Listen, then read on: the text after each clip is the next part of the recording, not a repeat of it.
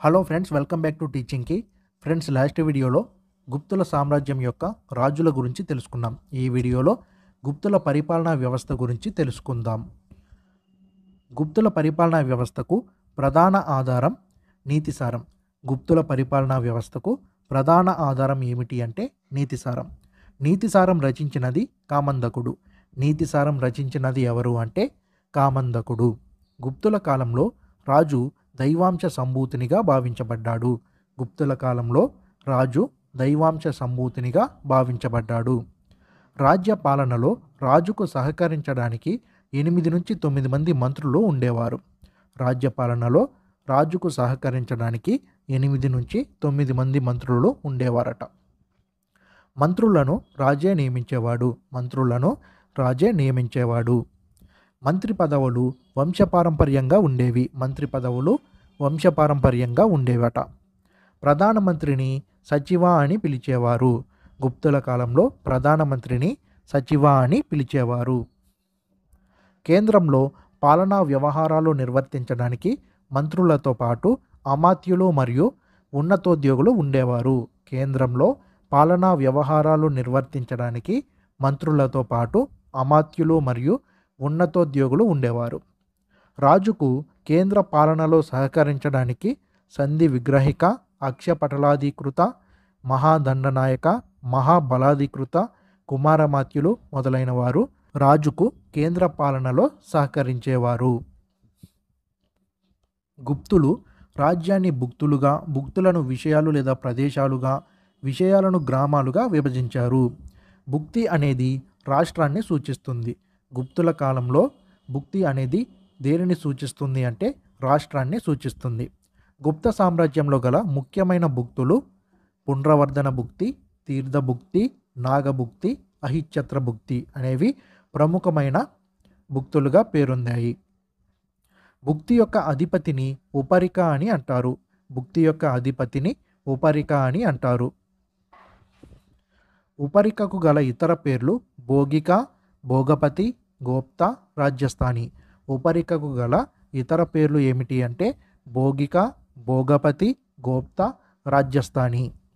భుక్తి యొక్క అధిపతిని గుప్త చక్రవర్తి నియమించేవాడు. భుక్తి యొక్క అధిపతిని నియమించేది ఎవరు అంటే గుప్త చక్రవర్తి. భుక్తి యొక్క పాలనా కేంద్రాన్ని అధికరణం అని పిలిచేవారు. భుక్తులను విషయాలు లేదా ప్రదేశాలుగా విభజించారు.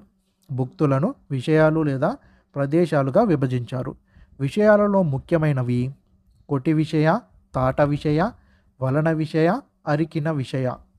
విషయాలలో ప్రముఖమైనవి కొటి విషయ, తాట విషయ, వలన విషయ, అరికిన విషయ అనేవి కొన్ని ప్రముఖమైన విషయాలు. విషయ అనే విభాగానికి అధిపతి విషయాధిపతి. విషయ అనే విభాగానికి అధిపతి ఎవరు అంటే విషయాధిపతి.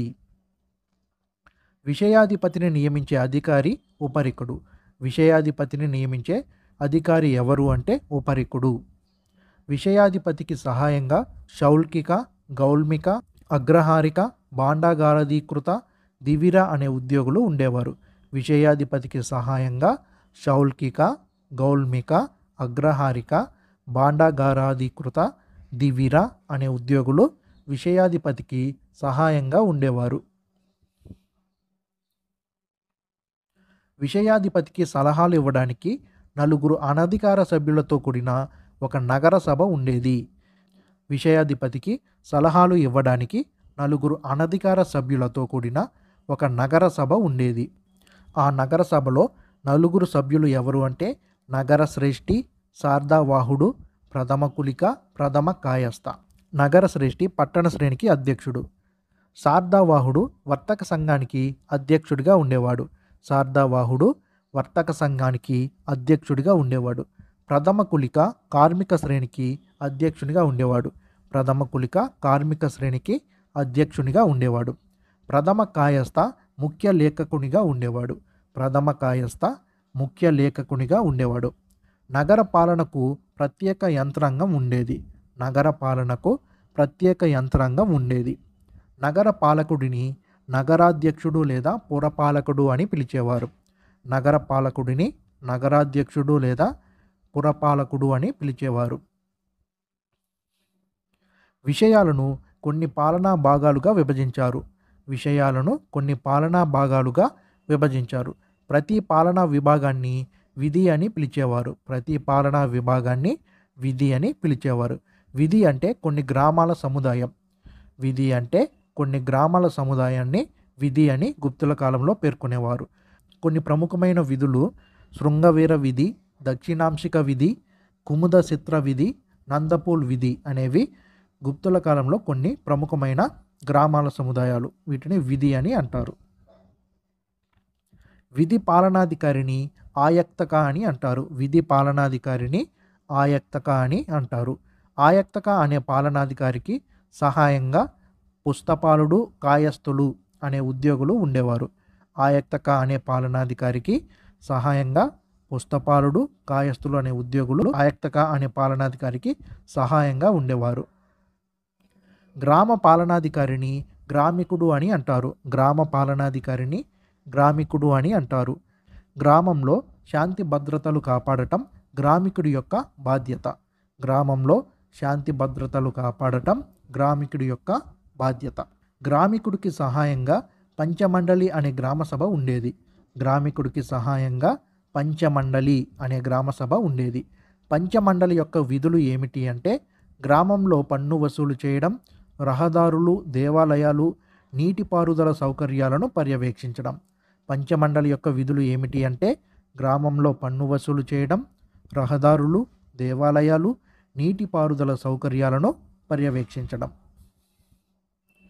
గుప్తుల కాలంలో గజదళాధిపతిని మహాపీలుపతి అని పిలిచేవారు. గుప్తుల కాలంలో గజదళాధిపతిని మహాపీలుపతి అని పిలిచేవారు. ప్రధాన న్యాయాధిపతిని మహాదండనాయక అని పిలిచేవారు. గుప్తుల కాలంలో ప్రధాన న్యాయాధిపతిని మహాదండనాయక అని పిలిచేవారు. విదేశాంగ మంత్రిని సంధి విగ్రహ అని పిలిచేవారు. గుప్తుల కాలంలో విదేశాంగ మంత్రిని సంధి విగ్రహ అని పిలిచేవారు. సైనిక కోశాధికారిని రణభాండాగారిక అని పిలిచేవారు. గుప్తుల కాలంలో సైనిక కోశాధికారిని రణభాండాగారిక అని పిలిచేవారు. అంతఃపుర పర్యవేక్షకుడిని మహాప్రతిహార అని పిలిచేవారు. గుప్తుల కాలంలో అంతఃపుర పర్యవేక్షకుడిని మహాప్రతిహార అని పిలిచేవారు. సర్వ సైన్యాధిపతిని మహాబలాధికృత అని పిలిచేవారు. గుప్తుల కాలంలో సర్వ సైన్యాధిపతిని మహాబలాధికృత అని పిలిచేవారు. పదాతి మరియు అశ్వదళాధిపతిని భటాశ్వపతి అని పిలిచేవారు. గుప్తుల కాలంలో పదాతి మరియు అశ్వదళాధిపతిని భటాశ్వపతి అని పిలిచేవారు. పోలీస్ అధికారిని దండపాశాధిపతి అని పిలిచేవారు. గుప్తుల కాలంలో పోలీస్ అధికారిని దండపాశాధిపతి అని పిలిచేవారు. గుప్తుల కాలంలో నగర పాలకుడిని సార్ధవాహుడు అని పిలిచేవారు. గుప్తుల కాలంలో నగర పాలకుడిని సార్ధవాహుడు అని పిలిచేవారు. ఈ సార్ధవాహుడు వర్తక సంఘానికి అధ్యక్షుడిగా కూడా ఉండేవాడు. గ్రామ పాలకుడిని గ్రామిక అని పిలిచేవారు. గ్రామ పాలకుడిని గ్రామిక అని పిలిచేవారు. సైన్యాధ్యక్షుడిని బలాధికర్ణిక అని పిలిచేవారు. గుప్తుల కాలంలో సైన్యాధ్యక్షుడిని ఏమని పిలిచేవారు అంటే బలాధికర్ణిక అని పిలిచేవారు. అప్పులు, జరిమానాలను పర్యవేక్షించే అధికారిని సాధనిక అని పిలిచేవారు. గుప్తుల కాలంలో అప్పులు, జరిమానాలను పర్యవేక్షించే అధికారిని సాధనిక అని పిలిచేవారు. కరెన్సీ అధికారిని హిరణ్య సముద్రిక అని పిలిచేవారు. గుప్తుల కాలంలో కరెన్సీ అధికారిని ఏమని పిలిచేవారు అంటే హిరణ్య సముద్రిక అని పిలిచేవారు. కోశాధికారిని తాడయుక్తక అని పిలిచేవారు. కోశాధికారిని తాడయుక్తక అని పిలిచేవారు. గుప్తుల కాలంలో కోశాధికారిని ఏమని పిలిచేవారు అంటే తాడయుక్తక అని పిలిచేవారు. ఉద్రాంగ పన్నులు వసూలు చేసే అధికారిని ఔద్రాంగిక అని పిలిచేవారు. ఉద్రాంగ పన్నులు వసూలు చేసే అధికారిని గుప్తుల కాలంలో ఔద్రాంగిక అని పిలిచేవారు. సిల్క్ కర్మాగారాల పర్యవేక్షణాధికారిని ఔనస్థానిక అని పిలిచేవారు. సిల్క్ కర్మాగారాల పర్యవేక్షణాధికారిని గుప్తుల కాలంలో ఔనస్థానిక అని పిలిచేవారు. గుప్తుల కాలంలో అగ్రహారాల పర్యవేక్షణ అధికారిని అగ్రహారిక అని పిలిచేవారు. గుప్తుల కాలంలో అగ్రహారాల పర్యవేక్షణాధికారిని ఏమని పిలిచేవారు అంటే అగ్రహారిక అని పిలిచేవారు. పత్రాల పర్యవేక్షకుడిని కరణిక అని పిలిచేవారు. గుప్తుల కాలంలో పత్రాల పర్యవేక్షకుడిని ఏమని పిలిచేవారు అంటే కరణిక అని పిలిచేవారు. పత్రాలు రూపొందించే అధికారిని ససయిత్రి లేదా కర్తి అని పిలిచేవారు. గుప్తుల కాలంలో పత్రాలు రూపొందించే అధికారిని ససయిత్రి లేదా కర్తి అనే పేరుతో పిలిచేవారు. అవినీతి నిరోధక అధికారులను కులపుత్ర అనే పేరుతో పిలిచేవారు. గుప్తుల కాలంలో అవినీతి నిరోధక అధికారులను ఏమని పిలిచేవారు అంటే కులపుత్ర అనే పేరుతో పిలిచేవారు. ధర్మశాలల పర్యవేక్షకుడిని అవస్థిక అనే పేరుతో పిలిచేవారు. గుప్తుల కాలంలో ధర్మశాలల పర్యవేక్షకుడిని ఏమని పిలిచేవారు అంటే అవస్థిక అని పిలిచేవారు. కార్మిక శ్రేణి అధ్యక్షుడిని ప్రథమ కులిక అనే పేరుతో పిలిచేవారు. గుప్తుల కాలంలో కార్మిక శ్రేణి అధ్యక్షుడిని ఏమని పిలిచేవారు అంటే ప్రథమ కులిక అని పిలిచేవారు. భూసర్వే అధికారిని ధృవాధికారణిక అని పిలిచేవారు. గుప్తుల కాలంలో భూసర్వే అధికారిని ఏమని పిలిచేవారు అంటే ధృవాధికారణిక అని పిలిచేవారు. దస్తావేజుల పర్యవేక్షణాధికారిని పుస్తపాల అనే పేరుతో పిలిచేవారు. దస్తావేజుల పర్యవేక్షణాధికారిని గుప్తుల కాలంలో పుస్తపాల అనే పేరుతో పిలిచారు. గుప్తుల కాలంలో అటవీ పర్యవేక్షణ అధికారిని గౌల్మిక అనే పేరుతో పిలిచేవారు. గుప్తుల కాలంలో అటవీ పర్యవేక్షణ అధికారిని ఏమని పిలిచేవారు అంటే గౌల్మిక అని పిలిచేవారు. గుప్తుల కాలంలో వృత్తి సంఘాలను శ్రేణులు అని పిలిచేవారు. గుప్తుల కాలంలో వృత్తి సంఘాలను శ్రేణులు అని పిలిచేవారు. భూ తగాదాలు తీర్చే అధికారులను న్యాయకరణిక అని పిలిచేవారు. గుప్తుల కాలంలో భూ తగాదాలు తీర్చే అధికారులను ఏమని పిలిచేవారు అంటే న్యాయకరణిక అని పిలిచేవారు. సాధారణ రక్షక భటులను ఛాత్రాలు అని పిలిచేవారు. గుప్తుల కాలంలో సాధారణ రక్షక భటులను ఏమని పిలిచేవారు అంటే ఛాత్రాలు అని పిలిచేవారు. ఫ్రెండ్స్, ఈ వీడియో మీకు నచ్చినట్లయితే లైక్ చేసి కామెంట్ చేసి షేర్ చేయండి. నెక్స్ట్ వీడియోలో గుప్తుల కాలం నాటి ఆర్థిక పరిస్థితుల గురించి తెలుసుకుందాం. Thank you for watching.